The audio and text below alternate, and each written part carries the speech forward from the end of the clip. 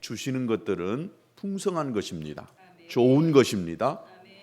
또 하나님께서 우리에게 허락하신 것은 복음입니다. 이 복음은 사람을 구원하는 능력이 있다고 했는데 바로 이 복음에는 또 하나님의 의가 나타나서 우리로 하여금 하나님 앞에서 의롭게 살도록 이끌어 가신다라고 했습니다.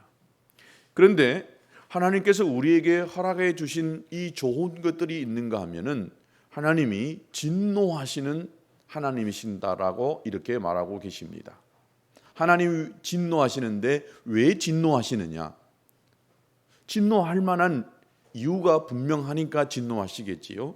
오늘 그 하나님께서 사람에 대하여서 진노하시는 그 이유들을 함께 살펴보면서 혹시 저와 여러분들이 이 하나님의 진노 속에 있지 않는지, 또 내 가정 안에 내 주위에 이 사람들 중에 하나님의 진노 속에 있지 않는지 살펴보시면서 혹시 그런 사람이 있다라고 한다면 우리가 속히 하나님의 진노 속에서 벗어나서 하나님의 이 자비와 긍휼 안에 우리가 머물러 있어야 될 줄로 믿습니다. 왜 하나님이 진노하시나? 범죄한 인간의 이 특징은 하나님을 부정하고 거부하는 것입니다. 하나님은 하나님을 알 만한 것들을 세상 가운데에 피조물을 통해서 분명하게 드러내셨다라고 이야기합니다. 우리는 끊임없이 하나님에게 끌리는 그 무엇이 있다는 것입니다. 인간에게는 나이가 들면 들수록 고향으로 돌아가고자 하는 기소 본능이 있습니다. 그 고향은 영원한 세상에 대한 어떤 그리움이 있다는 것입니다. 사람이 죽었을 때에 돌아가셨다라고 이렇게 표현을 합니다. 그 말은 부르는 분이 있다는 말입니다. 부르는 분이 있으니까 그 부른 곳으로 갔다는 표현이겠지요. 우리 안에는 영원한 것을 사모하고 하나님을 갈망하는 마음이 있습니다. 그럼에도 불구하고 죄를 지은 인간은 하나님을 의도적으로 거부합니다. 하나님에 대한 악의적인 감정을 가지고 적극적으로 부인하거나 악의적이지는 않아도 의도적으로 은밀하게 거부합니다. 왜 그럴까요? 성경은 인간이 어리석기 때문에 이 모든 만물을 통해서도 하나님이 분명하게 살아계신 것들을 드러내고 있는데 하나님이 어디 있느냐고 이렇게 악의적으로 거부하고 부정하고 있다라고 이야기하고 있습니다. 오늘 21절과 22절에서는 인간의 생각이 허망해지고 마음이 어두워져서 어리석은 자가 되었다라고 이렇게 합니다. 스스로 똑똑한 척하지만 사실은 어리석은 자가 된 것이다라고 이야기합니다. 왜 그럴까요? 하나님의 관계가 끊어졌기 때문에 그렇습니다. 그래서 절대적인 기준을 잃어버리고 방황하며 혼란에 빠진 것입니다. 마치 개미의 이 더듬이를 떼어버린다라고 한다면 개미가 방향을 잃고 왔다 갔다 어디로 갈지 갈팡질팡하는 그런 모습과도 같다는 것입니다. 모든 것은 하나님과의 바른 관계에서부터 거기서 시작되어지고 그 바른 관계 안에서 결정이 되어지는 것입니다. 왜 하나님이 진노하시느냐? 하나님의 진노를 불러올 수밖에 없는 인간의 모습이 있다는 거예요. 그 모습이 오늘 성경에 기록되어져 있습니다.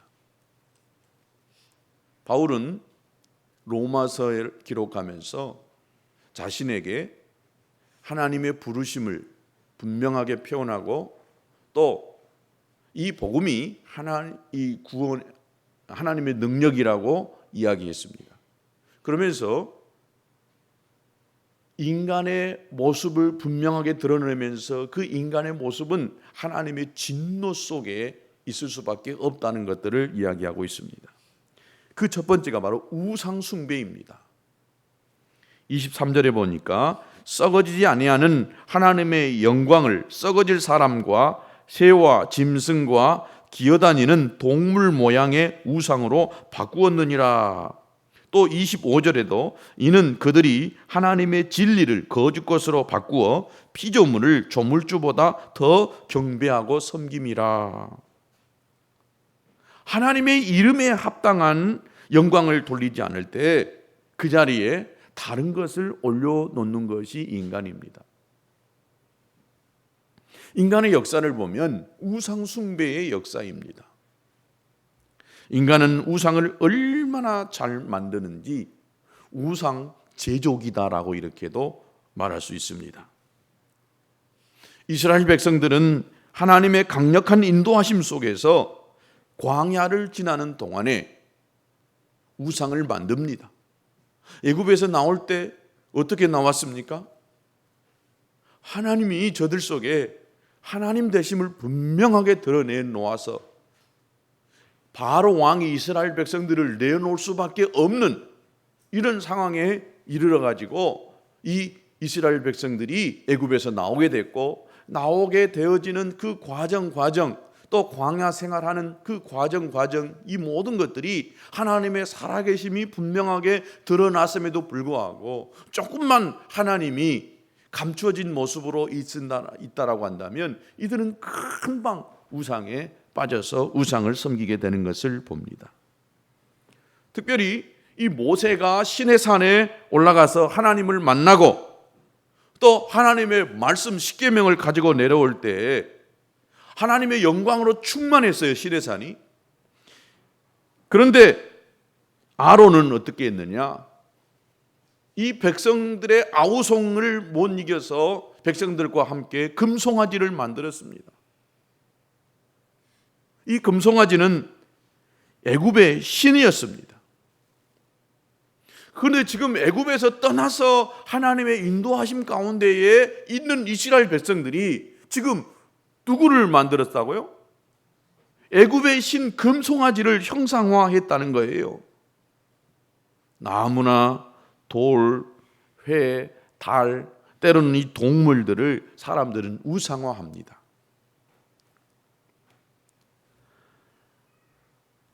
이 블레셋이라고 하는 나라가 있습니다. 이 블레셋은 지중해와 이 가까이 있는 나라이기 때문에 이 바다를 이렇게 삼아서 어업으로 생존해서 살아가는 사람들입니다. 그런데 이 블레셋 사람들이 신으로 받들고 있는 다곤이라고 하는 신이 있습니다. 이 다곤이라고 하는 이 신은 머리는 물고기 모양이고 몸통은 인간 모양을 하고 있습니다.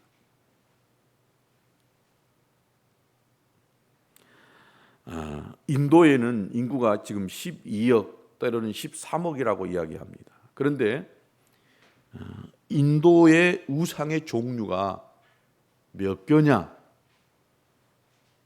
여러분 다 놀랄 준비 한번 해보세요. 3억 5천 개. 인구가 12억인데 우상이 3억 5천 개 정도가 된다는 거예요. 인도에 가서 이렇게 전도하면은 그렇게 인도 사람들이요 예수님을 잘 받아들인다는 거예요. 그리고 지나가고 보면은 예수님도 하나의 신으로 받아들여요. 그리고 이것도 신으로 받아들이고.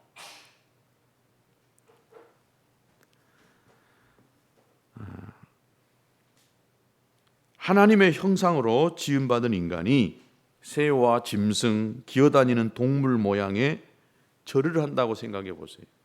얼마나 우스운 모양 아닙니까? 그러니까 인도에는 이 소가 지나간다 그러면 어떻게 해야 된다고요? 손님 어서 지나가시옵소서. 절대 소를 함부로 다뤄서도 안 됩니다. 손님 어서 지나가소서 하고 기다렸다가 소가 지나가면 그때 이렇게 갈 수 있다는 거예요. 인간의 이 존재의 가치가 하락하면서부터 인간은 불행해지기 시작합니다. 인간은 하나님의 모양과 형상대로 만들어졌습니다. 그래서 인간보다 더 이 세상에서 가치 있고 존귀한 것은 없습니다. 그런데 이 하나님이 보실 때 가장 가치 있고 또 존귀한 인간이 피조물에 불과한 별것 아닌 그런 것들을 향해서 절을 하고 섬기는 이 모습을 볼 때에 하나님의 마음이 얼마나 속이 상하겠습니까? 하나님이 창조자이시고 하나님이 전능자이신데 그 하나님의 전능자를 뒤로하고 하나님이 만든 그 피조물을 가지고 신이라고 하면서 그 신을 섬기는 인간의 모습을 볼 때에 하나님이 진노하지 않을 수 있겠느냐 이 말이죠.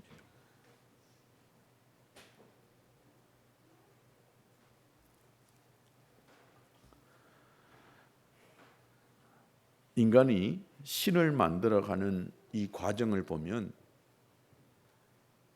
신을 통해서 결국은 다 자기 만족과 행복을 위해서 신을 섬기고 있는 것입니다.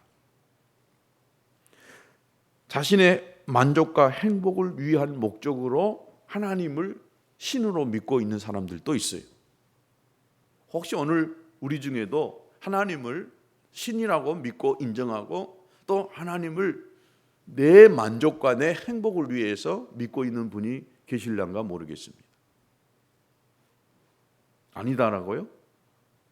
이제부터 말 들어보면은 하나님이 나의 신은 신인데 나를 위해서 존재하는 분으로 여겨질 수 있다는 것입니다. 겉으로는 하나님을 부릅니다. 주님이라고 부릅니다. 그런데 사실은 그 하나님이 나의 만족과 행복을 위해서 내가 원하는 이 모든 것들을 하나님이 가져다 주어야만 한다는 거예요. 아론도 금송아지를 만들어서 야, 우리 이것을 이제부터는 하나님이라고 하자라고 이렇게 했습니다. 민준이 왜 자꾸 돌아다녀요?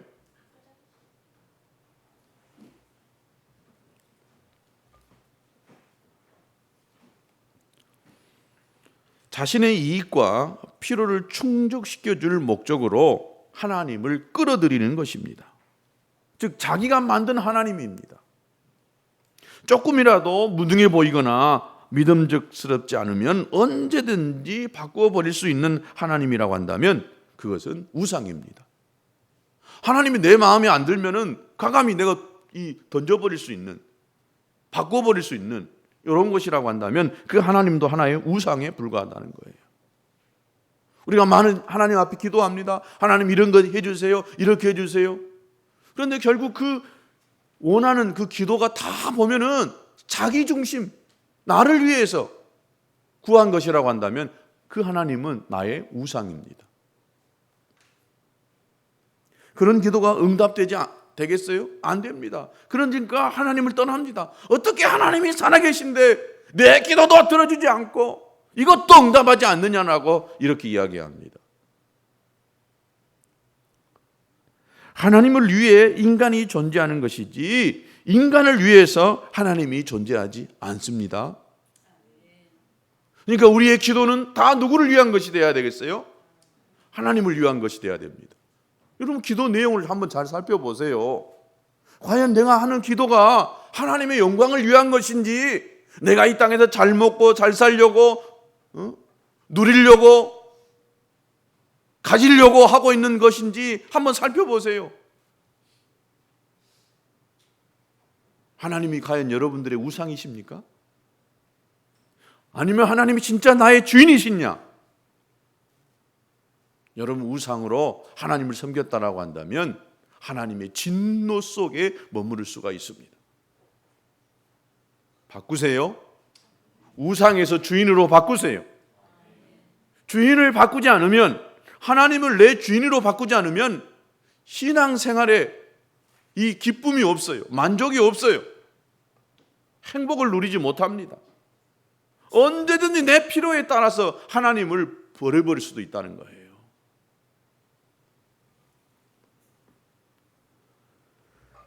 결국 우상 숭배의 최종적인 이 단계는 인간의 자기 숭배입니다.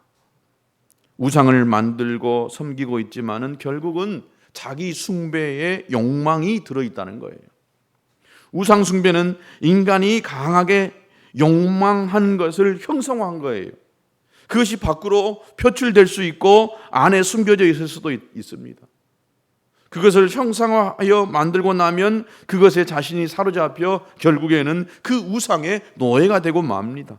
내가 만든 우상에 내가 절을 하고 내가 엎드리고 내가 거기다가 복을 빌고 있고. 에덴 동산에서 아담이 마귀의 유혹에 넘어간 것은 네가 하나님이 될 것이다. 너도 이것 먹으면 하나님 돼. 이 유혹 때문이었습니다. 마귀가 아주 정곡을 탁 치고 들어온 거예요. 지금도 마귀는 우리 안에 내면 속에 숨어 있는 원초적인 것을 건드리고 있습니다. 즉 네가 최고야. 네 마음대로 해야 돼. 너는 누구의 통제도 받아서는 안 돼. 너도 신이야. 너도 하나님 같이 될 수 있어. 너는 더 이상 이제 하나님의 지배 속에 있어서는 안 돼. 이렇게 직접적으로 표현은 하지 않지만은 너도 네 마음대로 할 수 있는 권리가 있는 거야. 여러분 이렇게 되어지면 결국 자기 자신이 신이 되는 것입니다. 얼마나 매혹적인 말입니까? 내가 최고다. 내가 신이 될 수 있다. 결국 우리는 하나님을 섬기기보다도 하나님이 되는 편이 훨씬 더 쉬운 존재입니다. 여러분 다른 사람을 섬기고 누구를 섬긴다는 거 굉장히 어렵습니다. 그런데 내가 신이 돼가지고 다른 사람이 나를 섬겨준다라고 생각해 얼마나 쉽습니까? 앉아서 밥 줘, 물 줘, 돈 줘, 말만 하면 탁탁탁 해줘봐요. 얼마나 쉬워요. 그런데 다른 사람이 말하면 갖다 줘야 되고 이거 해줘야 되고 힘든 거예요. 그러니까 나 안 하겠다라고 하는 거예요. 나 신앙생활 못 하겠다. 내 마음대로 못 하니까. 아담은 한순간에 하나님과 인간의 엄청난 차이를 잊어버리고 하나님을 거부하고 자기 숭배에 빠져버렸습니다. 여러분 자신 한번 점검해 보세요. 누가 내 주인인가? 내가 나의 주인인가? 나의 주인이 따로 있는지 한번 생각해 보세요. 여러분이 여러분 자신이 주인이라고 한다면 하나님은 뭐예요? 나의 꼬봉. 내가 주인인데 그 다음에 하나님은 두 번째, 세컨드. 바꿔야 됩니다. 하나님을 나의 첫 자리에 나의 주인으로 모시고 그 다음 내가 돼야 되는 것입니다. 할렐루야.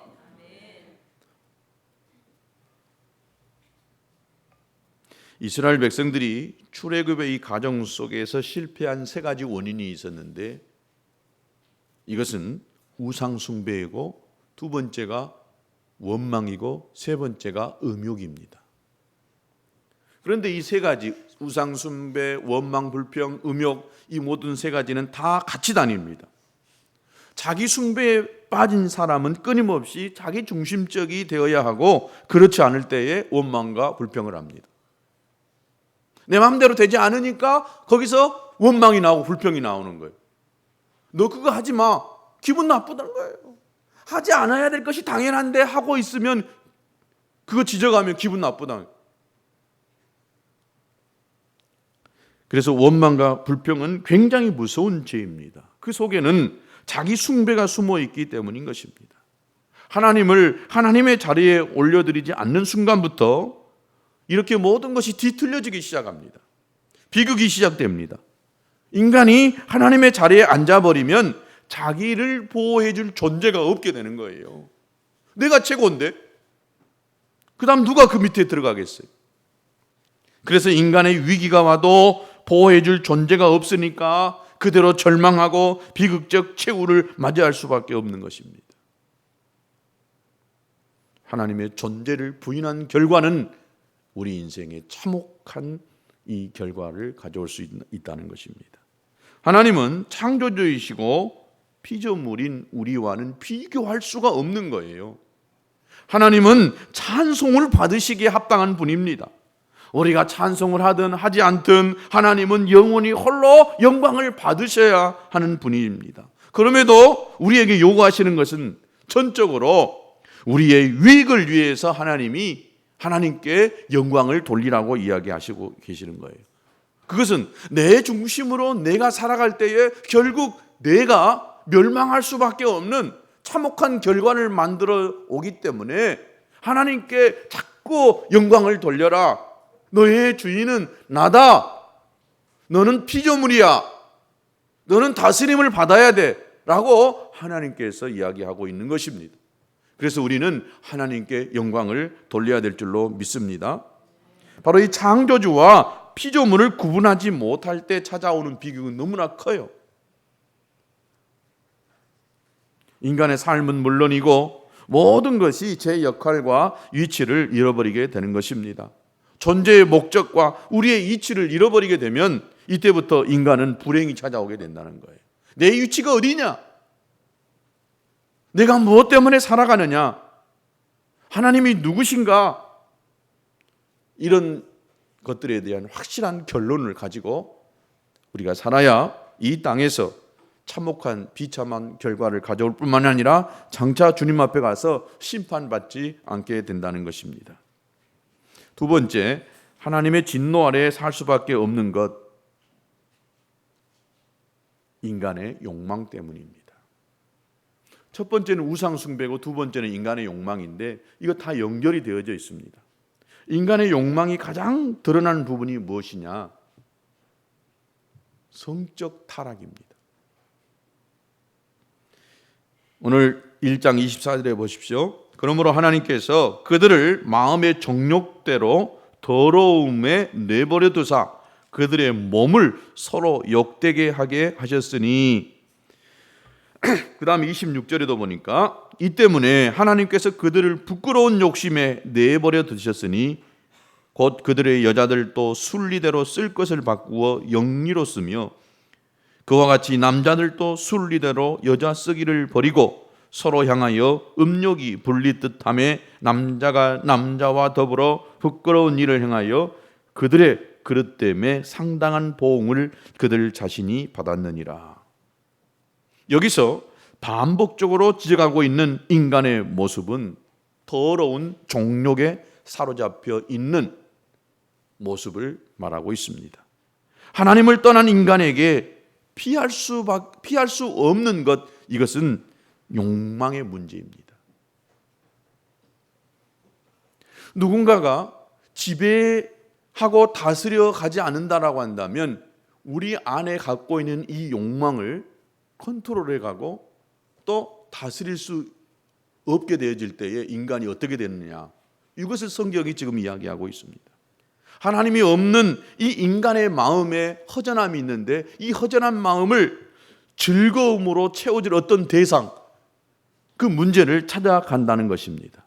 바로 이것이 우상 숭배하고도 맞물려 있는데 오늘 이 본문은 뭐라고 했느냐? 바로 이 성적 타락, 그것은 결국 동성애까지 이르게 된다는 거예요.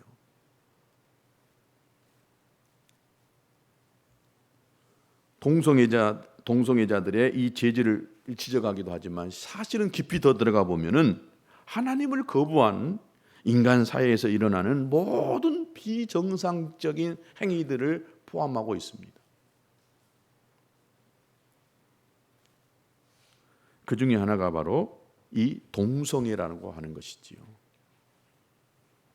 이것은 창조의 법칙대로 움직여지지 않고 왜곡 현상이 일어나는 것이잖아요.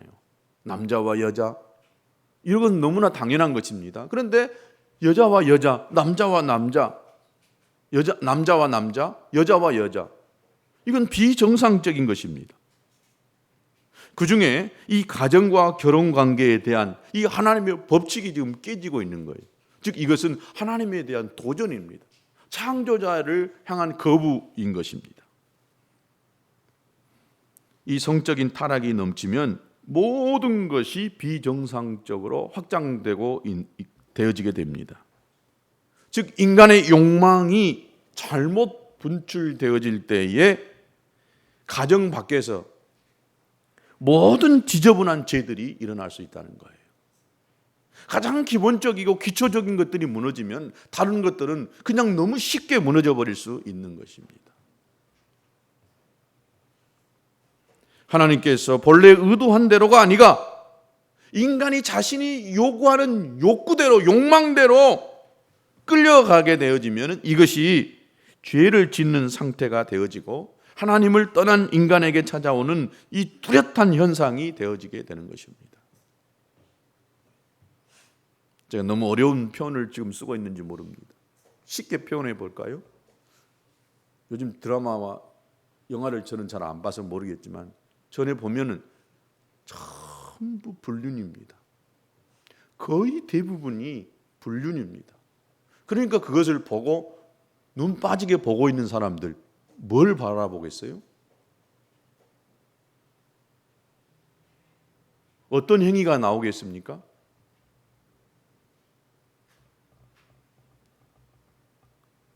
부부 안에서 관계를 맺는 것 너무나 지극히 정상적인 것인데도 이제는 그러한 것들이 정상이 아니다라고 이야기합니다. 지난 금요일에도 제가 이야기했지만은 신앙생활을 열심히 하고 아주 성적까지 다닌다라고 하는 이런 사람도 부부가 잠자리를 같이 하는 것 너무 이거 재미없는 것이고 비정상적인 것이라고 이야기한다는 거예요.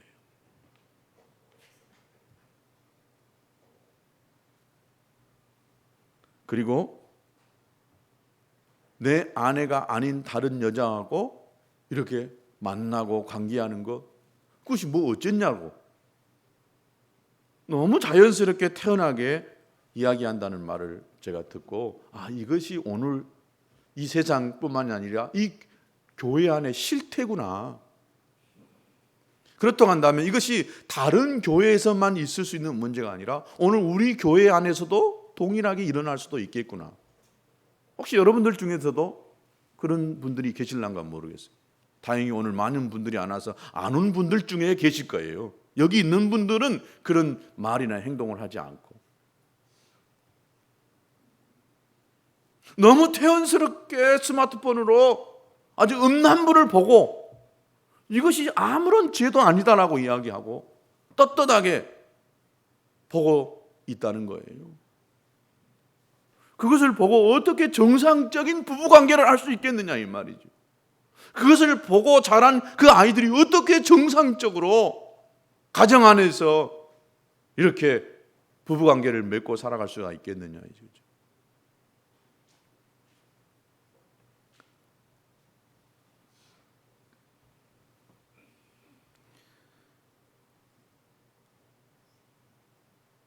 어떤 책을 보니까 옥탑방이라고 하는 영화과 드라마가 언젠가는 한번 나와서 히트를 쳤다라고 하는 이야기가 들었어요. 그런데 이 옥탑방이라고 하는 이 드라마가 되어지면서 한국 땅에 동거 문화가 꼽히기 시작했답니다.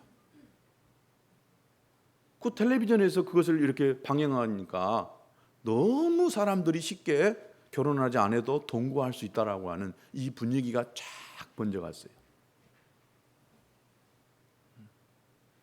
이것이 교회 안에도 파고들어옵니다. 오늘날 이 성적인 문제는요, 가히 앞에서 이 말하기도 아주 부끄러울 정도로 너무 심각하고 아주 치명적인 것입니다. 그러니까 한국에는 지금 간통죄가 없어졌잖아요. 결혼한 남자, 결혼한 여자가 다른 남자와 여자와 관계를 맺어도 그것이 죄가 안 돼요.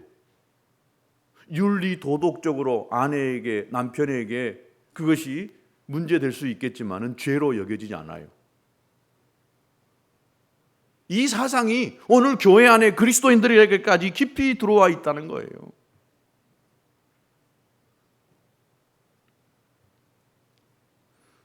음란한 물 이것을 보면 사람들이요 이성을 잃어버려요. 저는 그래서 그런 표현을 많이 씁니다. 눈깔 뽑힌다. 눈깔 뽑힌다. 남자고 여자고 아이고 어른이고 이 음란을 보기 시작하면 시작할수록 그 눈깔이 뽑히게 되는 거예요. 정상적인 것을 보지 못하게 만들고 생각하지 못하게 된다는 거예요. 너무나 공경연하게 이것이 사람들 속에 보여지고 있을 때 사람의 마음이 전부 악한 것에 다 도둑질해 가버려요. 빼앗겨 버리고 있어요. 이거 세상 이야기 아니에요. 오늘 한국 교회 안에 일어날 수 있는 이야기입니다. 지금 이 서구 이 사회에서는 동성애자들의 이 성직자들을 안수할 것이냐 말 것이냐, 이 문제가 아주 심각한 문제가 되고 있어요. 그러니까 이거 웃긴 이야기 아니에요. 성직자들도 동성애자가 있다는 거예요. 이 동성애자들을 향하여서 이 안수를 할 것이냐 말 것이냐.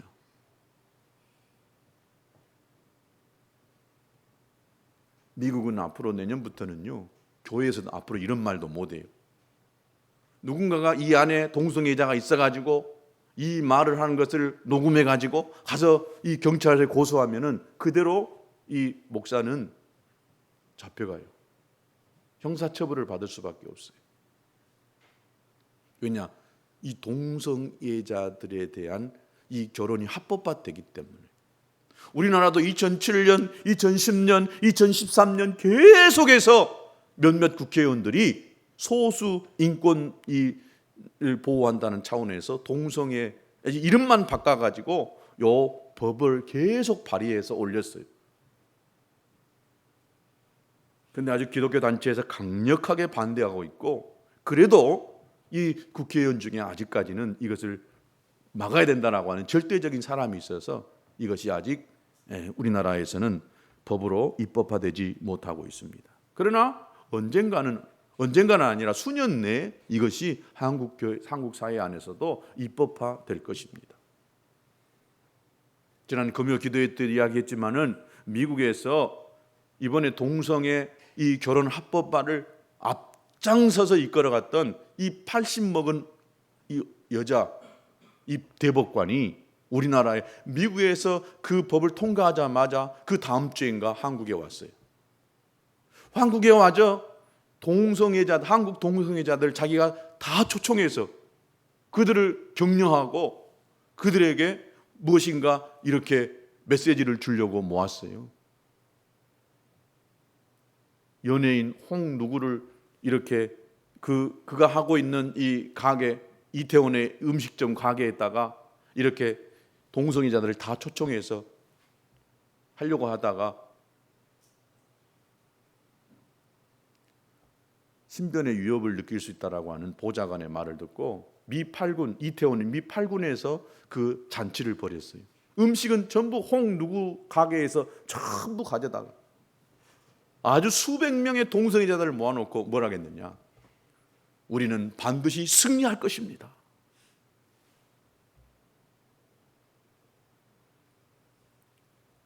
그러니까 이 한국도 이 동성애가 합법화될 것이 멀지 않았어요.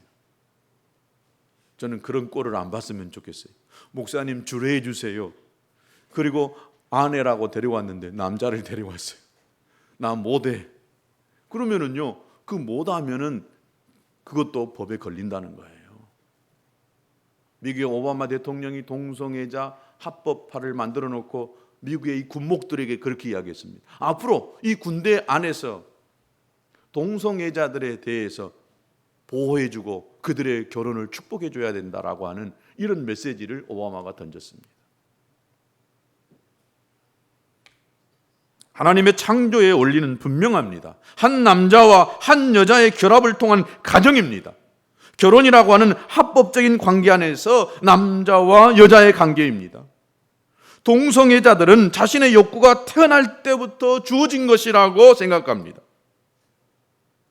욕구니까 내 마음대로 할 수 있으니까 내가 하는데 왜 그걸 막아야 되냐? 이게 무서운 말입니다. 그러니까 이게 우상숭배와, 즉 우상숭배는 자기숭배라고 했잖아요. 자기가 신이에요. 그러니까 자기가 원하는 대로, 내가 욕구대로 욕망대로 하는 이것이 무슨 죄냐? 내 위에 누구도 없는데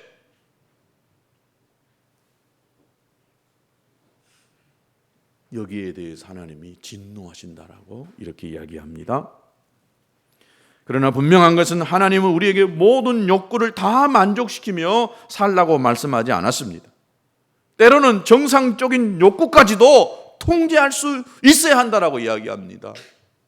하나님께서 우리에게 먹는 즐거움도 허락해 주셨어요. 그러나 하나님께서 이 먹는 식욕까지도 통제할 수 있어야 된다라고 이야기합니다. 이것이 식탐이 되어지면은 죄가 될 수 있다라고 했습니다.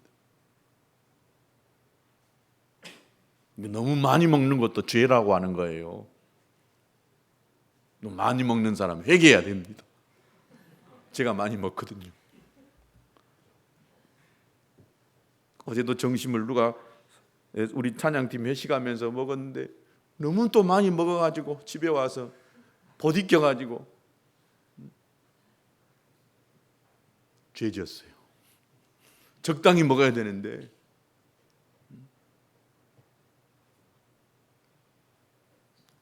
신앙이 무엇입니까? 우리가 욕망하는 대로 살지 않고 욕망을 다루면서 하나님 말씀 앞에 굴복시켜 나가는 노력을 하는 것, 이것이 신앙이라고 믿습니다. 그러면서 성령의 도우심을 구하는 거예요. 내가 그렇게 하고 싶지만 안 되는 거예요.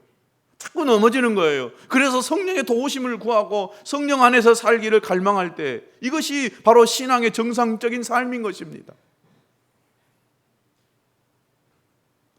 법칙은 내가 내 마음에 들든 안 들든 지켜야 합니다. 여러분, 나라가 법을 만들어놓은 그 법은요, 다 지지하는 것이 아니에요. 그러나 우리나라 국민이라고 한다면 법을 지켜야 합니다. 아멘. 여러분, 우리가 하나님의 나라의 백성이라고 한다면, 하나님을 나의 주인으로 믿고 인정하며 사는 사람이라고 한다면, 여러분 크게 아멘하세요. 하나님의 법을 지켜야 합니다. 안 지키면 그거 하나님의 나라 백성 아닙니다.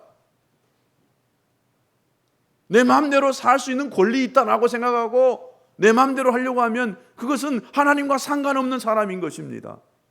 여러분이 하나님의 사람이라고 한다면, 거듭난 하나님의 백성이라고 한다면 하나님의 법을 지키려고 아주 몸부림쳐야 돼요. 자신을 처복종시키면서 내 욕망을 꺾으면서 하나님 앞에 내 자신을 자꾸 굴복시키면서 하나님께 나아가야 된다고 믿습니다. 이 성적인 관계는 정상적인 남녀의 결혼 제도 안에서 신성하게 여겨져야 되는 것입니다. 이건 하나님의 법칙입니다. 이 법칙을 깨뜨리면은 그 하나님의 백성이 아닙니다. 하나님의 법칙을 인간이 힘으로 무시하거나 깨뜨리면 여기서부터 불행이 찾아오는 거예요. 그러나 인간은 계속해서 탈선을 시도합니다. 욕망대로 결혼제도 밖에서 저지르는 수많은 범죄들, 음란하고 타락한 문화들이 곳곳에서 독버섯처럼 자라나서 우리의 관계를 깨뜨리고 있어요. 이것이 하나님의 진노에 있는 하나님이 없는 인간의 모습입니다.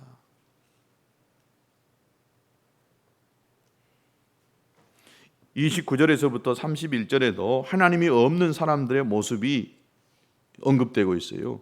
곧 모든 불의, 추악, 탐욕, 악의가 가득한 자요, 시기, 살인, 분쟁, 사기, 악독이 가득한 자요, 수군수군하는 자요, 비방하는 자요, 하나님께서 미워하시는 자요, 능욕하는 자요, 교만하는 자요, 자랑하는 자요, 악을 도모하는 자요, 부모를 거역하는 자요, 우매한 자요, 배약하는 자요, 무정한 자요, 무자비하는 자라. 인간으로부터 흘러나오는 악이잖아요. 얼마나 더러운 쓰레기 같습니까? 이런 것이 인간의 삶을 지배하고 있다는 거예요. 그런데 이 같은 것들이 어떻게 되냐? 32절에 그들이 이 같은 일을 행하는 자는 사형에 해당한다라 하고 하나님께서 정하심을 알고도 자기들만 행할 뿐 아니라 또한 그런 일을 행하는 자들을 옳다 하느니라. 하나님의 말씀이 기준이 없는 사람들은 자기가 하고 싶은 대로 하고 살아갑니다. 그러나 이런 인간의 불의에 대해서 하나님의 진노가 있다는 거예요. 이 진노가 어떻게 되느냐? 24절, 26절, 28절에 반복되는 이 표현이 있어요. 그 하나님의 진노 무엇입니까? 하나님께서 그들을 마음대로 하도록 내버려 둬버린다는 거예요. 아, 신났다. 이제는 내 세상이다. 내 마음대로 할 수 있다. 이런 표현이 아니라 하나님께서 그래, 나 너 더 이상 터치 안 해. 네 하고 싶은 대로 해라. 내둬 버리는 거. 이것이 하나님의 이 마음이라는 거예요.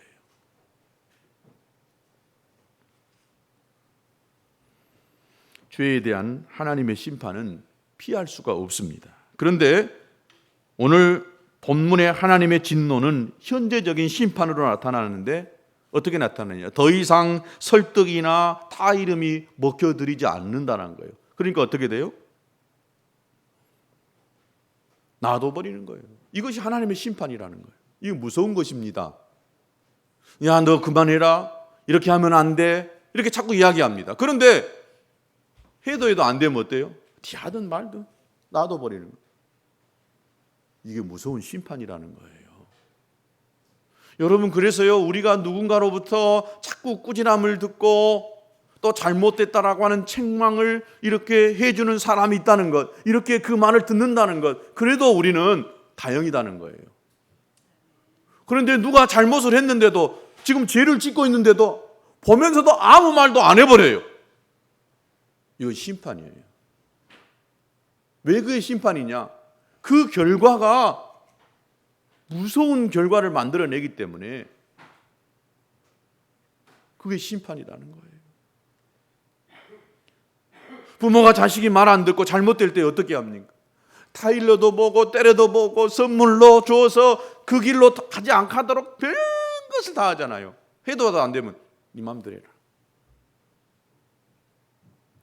가서 뭐 하든지 말든지 그냥. 이거 제일 무서운 말이잖아요.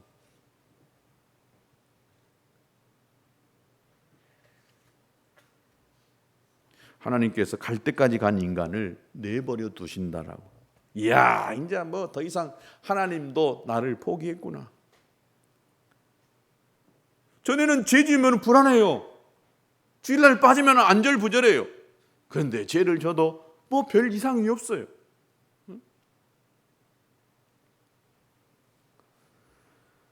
여러분, 이것이 아무런 일이 내 속에 일어나는 것, 이것이 복이 아닙니다. 죄를 졌을 때요, 내가 어떤 징계를 받고 죄를 졌을 때 책망을 받고 죄를 졌을 때 벌을 받는 것, 여러분, 이것이 복인 줄로 믿습니다.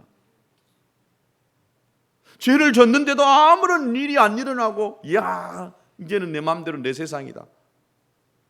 이게 벌입니다. 이게 벌이에요. 진짜 사랑하는 백성일수록, 하나님을 사랑하는 사람일수록 죄에 대해서 예민합니다. 하나님이 또 나를 사랑하시니까 조그만한 것 잘못해도 금방금방 어떤 이 채찍이 들어오고 벌이 들어오게 되는 것, 이것은 하나님이 나를 사랑한다라고 하는 거예요. 결론적으로 오늘 이 본문을 통해서 인간이 얼마나 하나님으로부터 멀어져 있고 분노를 받을 만한 존재인가를 확인할 수 있습니다. 욕망을 다스릴 능력이 없고 욕망이 이끄는 대로 살면 결국 자기 숭배에 빠져서 내가 하나님이라고 믿고 살아가지만 결국 그 인생은 깨지는 비극이 찾아온다는 것입니다. 저와 여러분은 하나님의 은혜에 감사하고 하나님 안에서 내 목적과 가치를 알고 하나님의 위대하심에 내 자신을 꺾고 그 하나님의 위대하심에 무릎을 꿇고 예배하는 삶을 살 수 있게 되기를 축복합니다. 같이 찬송하겠습니다.